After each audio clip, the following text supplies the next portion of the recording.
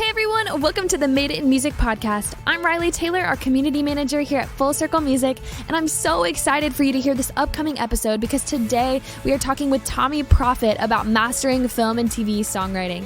He's a songwriter and producer who has produced for platinum-selling artists like Migos, Hunter Hayes, and NF.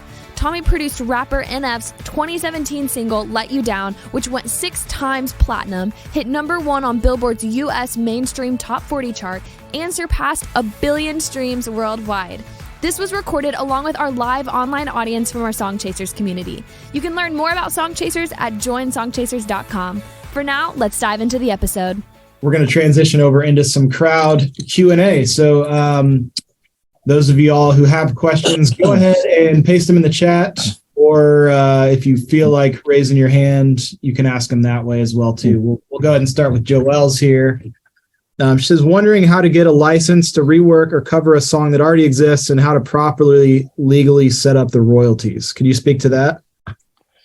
Yeah.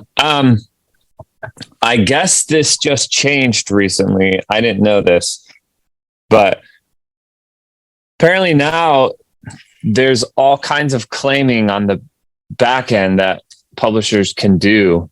So I think you don't need to officially get a license anymore. I think it's automatic. Have you heard that, Seth? Yes, that's what I was going to say. It's everything is just fingerprinted now, one way or another. If you release it on YouTube or Spotify, I don't know how it works, but that's my understanding as well. Yeah.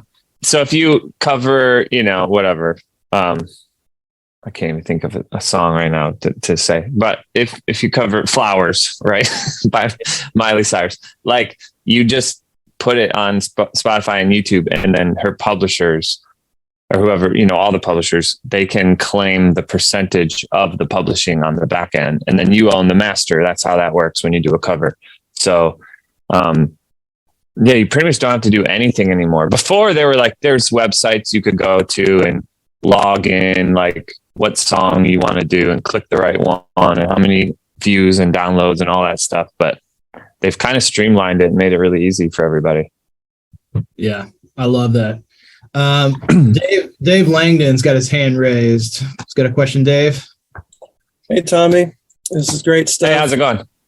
I'm doing great. And you're basically doing what I ultimately want to be doing someday. I love doing sync stuff and a little bit of everything. That's what I love about sync and cinematic and all that. I put a question earlier and I want to shift it because I think you've answered it a little bit. I was wondering about the percentage, once you get to your level, I was wondering if you do a lot of commissioned work where, companies know what you do. And so they want you specifically to write for a specific scene or a specific trailer.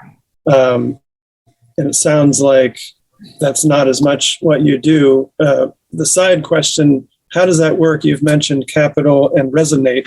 Like, is all of your stuff done through Capitol, or how does that work with like sync agencies, or how many different places do you have working for you that are getting your songs out there?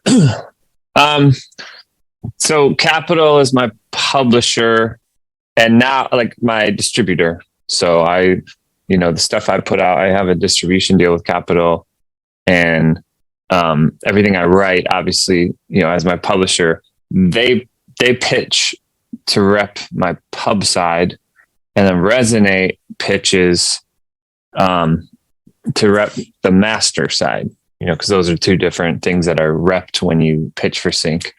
And so they both kind of have their lists. And so Resonate, for example, has a list of, 500 music supervisors around the world that pick songs for trailers or in-show scenes. And so they just send out these songs, and then all those supervisors download the song, tag it how they feel it's appropriate, like piano, ballad, emotional, and the names of the people.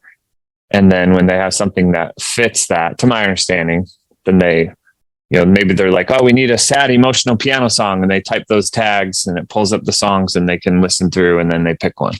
So those are my main two teams. I mean, as far as for pitching sync goes, it'd be Capitol. And so you really need, sometimes it's one one party that does both publishing and master side.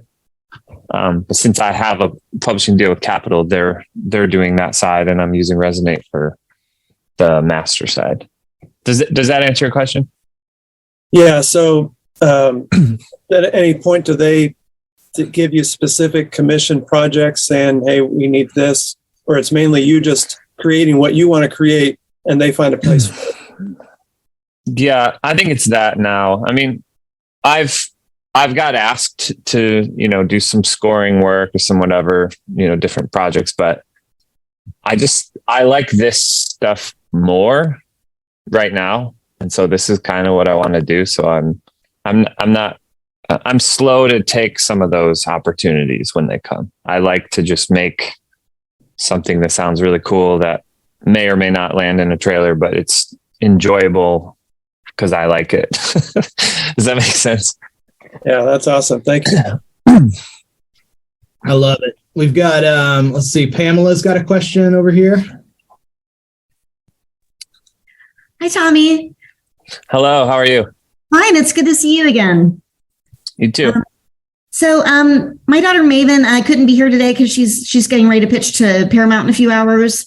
But I do have a question for you that she gets tripped up on a lot. So she loves producing a lot of choral effects for sync, and the producer also, but she really, really hates the vocal editing process. Do you have any recommendations on simplifying that? Because she'll lay down like 170 vocal stems routinely, and any tips on streamlining that you have? Man, that's just the nature of what it is. Vocal editing is a beast. Unless you can find someone that does it well, that you can hire to, that knows your vision and what you want to do with it. It just it is what it is. I mean, they make plugins that obviously will like time things together if that's what you need to do, and then grouping them. I mean, she's got vocal line.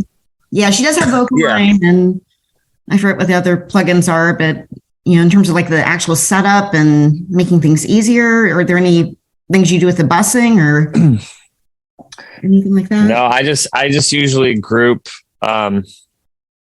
things together. And you just got to kind of put in the time, but I know it's very time consuming, and I don't know, maybe Seth might have a trick up his sleeve. No, I was going to say it's and I'll just ask, Tommee, do you edit your own vocals? Yes, I do. Yeah. And that's kind of where I've came back around to. I've worked with different vocal editors over the years, and there's still a handful of stuff that I'll farm out, but at least for like the leads and like the bulk of everything, I do it all myself, and Tommee does as well. So there really is no shortcut there. It's just the more you do it, the faster you get at it. Yeah, I would say that's true. The more you do it, the faster. And, it's really, I think it comes down to like, you're going to know what you want it to sound like. And so, it's not that, oh, no one else can do this as good, so I have to do it. It's more, obviously no one can read your mind. And so it's just a creative preference. Like they did it this way because that's what they heard, but I kind of heard it this way. And so sometimes you have to redo the work that someone else did anyways. You know what I mean? So I found that it's usually quicker in the end to, just do it yourself the way that you want it to be done, Unfortunately, I wish I had some bomb answer for you that was like, oh yes, let me tell you about this secret gem, but I don't have anything like that. Okay. All right. Yeah. Well, thank you. I'd check with you guys and see if there are any ideas. So. Yeah, it's a great question though. It's I definitely, there's different tools that have come out over the years. Revoice was probably the biggest one for me that saved a bunch of time. It's kind of basically the vocal line version on steroids, and the way it works with Pro Tools was definitely a changer, but you still got to go through every single track. There's not really a magic switch or anything for that. Yeah. Just if there are any tools for just with the setup and all that. For sure. It's great question though. Thank you. Let's get a couple more of these in the chat here. We've got Jessica Turner says, what elements of your music make it quote unquote for sync? And how do I know if my authentic music will work for sync or not? That's a good question. I don't know. I guess if it feels like it should be accompanied with picture, I'm just defining what sync is. I think there's, within sync, there's a very wide variety of stuff, right? I focus on orchestral, like trailer, beautiful, like almost like more of a, I guess orchestral is a good word, epic. But then there's the the swagger side and the hip hop side and the emotional side and the fun side. I mean, there's all kinds of different stuff that goes to different types of commercials and scenes and trailers. You know what I mean? So it's not really like this is the box of sync, and if you get in this, then it works. I think, from a music standpoint, lyrically, I think that's probably the number one thing that will determine sync or not. There's, I think some songs I feel like should be sync slam dunks from the sound of it, but the lyrical content just doesn't feel universal enough. Usually it's a little more vague, I would say, but it can be a relationship song, a love song, or it can be just about basically overcoming the odds, right? Being an underdog, surviving, like being a champion, like those kind of words, and phrases that are just, you can't hold me down. Like that can be used across the board in sports and, UFC and any kind of firefighter show or police drama or, whatever it is, like American Idol. I mean, you can use these songs in all kinds of different stuff if the messaging is right and inspirational, maybe, Yeah, that's good. And that answered Josh's question in one fell swoop. So, hey, this has been awesome. Tommee, thank you so much for taking the time to be with us today. Everybody who's in Songchasers, absolutely. Give Tommee a nice virtual hand clap out there and tell him thank you for his time. Yeah, awesome. Everybody's clapping out there. Very cool. Well, thanks, Tommee, guys. Thank you so much. And definitely everybody go follow his socials, check out his website, check out his stuff, follow him on Spotify, all of the good things. So we'll talk to you soon. Yeah, dude, thanks for having me. Appreciate it, guys. See you later. Thanks for being on. Bye. Thanks for listening to this episode of the Made It in Music podcast. In addition to this episode, we also recorded a Q&A session where some of the songwriters in our Songchasers community were able to ask their own questions. We'll release that episode shortly after this one. Make sure to check out other episodes of the Made It in Music podcast. We have well over 100 interviews with some of the top music industry pros, many here in Nashville and many from all over the world. Subscribe to make sure that you automatically get future episodes and leave us a review if you loved it. It would really help us out. Or send an email to support@fullcirclemusic.com if you have ideas for how we can improve the show. If you would like to become a Songchasers member and attend these training sessions live, head over to joinsongchasers.com to learn more. You also get additional exclusive trainings from Seth Mosley, you get our Track Suite Pro software, you get song reviews from me and my team, and you get access to a custom social media network we created exclusively for songwriters and musicians. There's nothing else like it on the internet. Go to joinsongchasers.com to learn how to join and check out madeitinmusic.com for more content and episodes from this podcast. See you in the next episode.